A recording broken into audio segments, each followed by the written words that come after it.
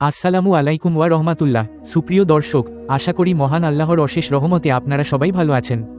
আমাদের জীবনে যখন কোনো রোগ বা অসুস্থতা আসে, আমরা অনেকেই তখন খুব ভেঙে পড়ি বা হতাশ হয়ে যাই।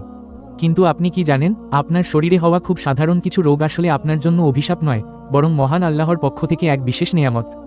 আজকের ভিডিওতে আমরা এমন 3টি সাধারণ রোগের কথা জানব, যা হাদিসের বর্ণনা অনুযায়ী বড় কোনো বিপদ থেকে মুক্তির লক্ষণ এবং জান্নাতের পথ সহজ করার মাধ্যম। বিশেষ করে একটি রোগ এমন আছে যা হলে মানুষ কখনো পাগল হয় না। সবকিছু জানতে ভিডিওটি না টেনে শেষ পর্যন্ত দেখার অনুরোধ রইল। চলুন মূল আলোচনায় যাওয়া যাক। আমাদের অনেকেরই এই 3টি সমস্যা প্রায়ই হয়। 1.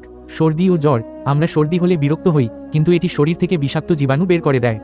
বলা হয়, যার সর্দি হয় তার মস্তিষ্ক সুরক্ষিত থাকে এবং সে কখনো পাগল হবে না। সুবহানাল্লাহ। 2. চুলকানি বা অ্যালার্জি। এটি শুনতে অস্বস্তিকর হলেও এর একটি বড় সুসংবাদ আছে। যার শরীরে এই সমস্যা থাকে, সে কুষ্ঠ বা সেতির মতো ভয়াবহ চর্মরোগ থেকে নিরাপদ থাকে। 3. চোখ ওঠা। চোখ ওঠার কষ্ট অনেক, কিন্তু এর প্রতিদান হলো, যে ব্যক্তির চোখ ওঠে সে ইনশাআল্লাহ কখনো অন্ধ হবে না। তবে মনে রাখবেন, অসুস্থ হলে ঘরে বসে থাকা যাবে না। চিকিৎসা নেওয়া রাসূল সাল্লাল্লাহু আলাইহি ওয়াসাল্লাম এর সুন্নাত। ধৈর্যের সেরা উদাহরণ হলেন হযরত আইয়ুব আলাইহিস সালাম। তিনি দীর্ঘ 12 বছর পচনশীল রোগে ভুগেও আল্লাহর শুকরিয়া আদায় করতেন।